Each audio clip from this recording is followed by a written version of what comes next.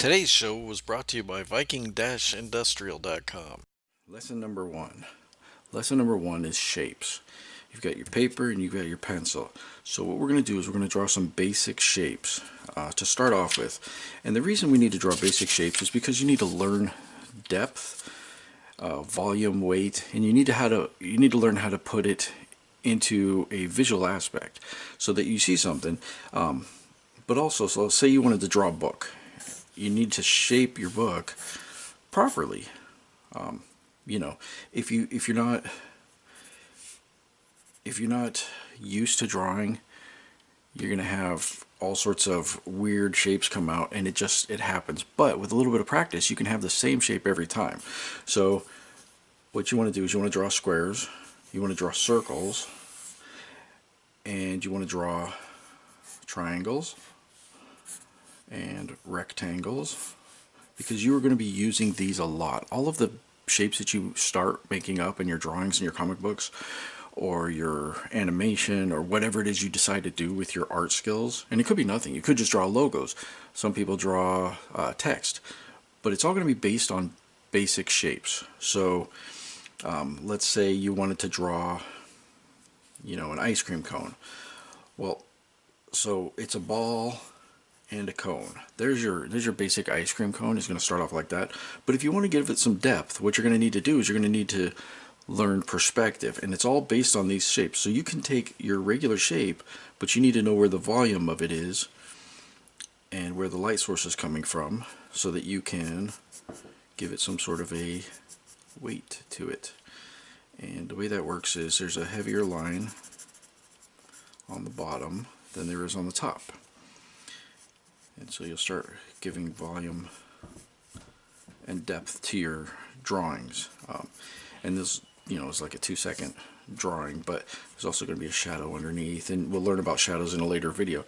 But in order to do that, the first thing you have to do is your basic shape. So when you get started drawing, you're going to practice your basic shapes. And I don't care if you say you can draw circle, circle, circle all day long. If you're drawing all day long, you're getting your hands moving, and your hands will memorize those motions to draw those shapes using muscle memory. And so you're training your muscle memory to do art, just like an athlete would train their muscle memory to do running or sprinting or jumping or climbing or whatever. So you just keep doing it for as long as you can stand to do it. And then once you have hundreds and hundreds of shapes, and this is, by the way, say you're drawing a castle and you want to put bricks on the side of the castle or stones or whatever, you're going to be doing this a lot. Even if you're just doing little patterns, you may have to draw the same background in a comic book hundreds of times. But also, when you draw a comic, you're going to have cells. So the cells are where your pictures go in. So you've got your cell, then you've got a space over here, and you maybe use a ruler or a square or something like that, but you're going to need to know how to lay it out like this. And say you were going into the movie industry and you wanted to do storyboards. If you wanted to do storyboards, you would draw a little guy in here with a smiley face. Hi, I'm Bob. And then he would go over here, and then you would show the action over in this frame. So like say you had something happening over here, there's like all this action happening in this frame over here. You need to draw that using your basic shapes to get things going. So that's what you want to do, is you want to warm up your hands to get started drawing, and you want to draw circles, shapes, and squares. And then what we'll do is we'll turn these into 3D objects. So say you got your square. Here's your square.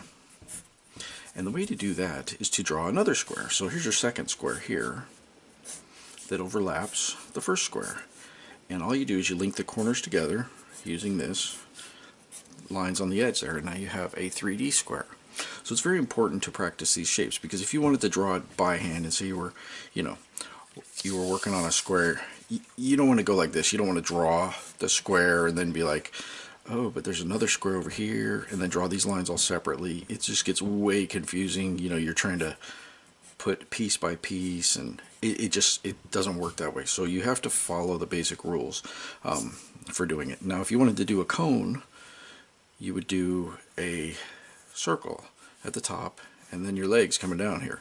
And the way that works is, you've got your circle on top here is based on your angle that you're looking at the cone. So the rounder the circle it is, the more direct you're looking at it. The more angle it is, the narrower it's going to be. And then, you know, the rounder one is if you're looking down the cone like that.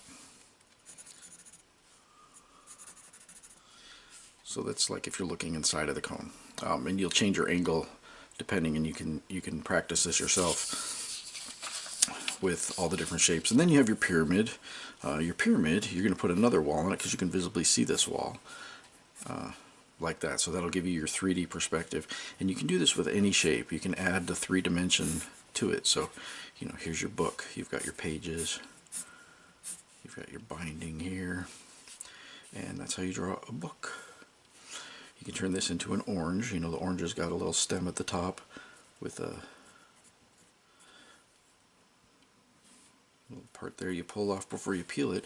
But with an orange they have pits, so you put your pits all over like this. And then you're going to draw your shadow. So say it's laying on a table, you want to imagine your, well, we'll get into light in a minute here, but there's your shadow. You just shade it in real quick. Super easy. You want your shadow to follow this, the shading on the orange to follow the shadow on the ground. So there's your, you know, there's your orange. And put the little dimples that go all over it, like that. There you go. And this is how you get 3D perspectives out of your simple shapes. So you are going to be using these with everything you do.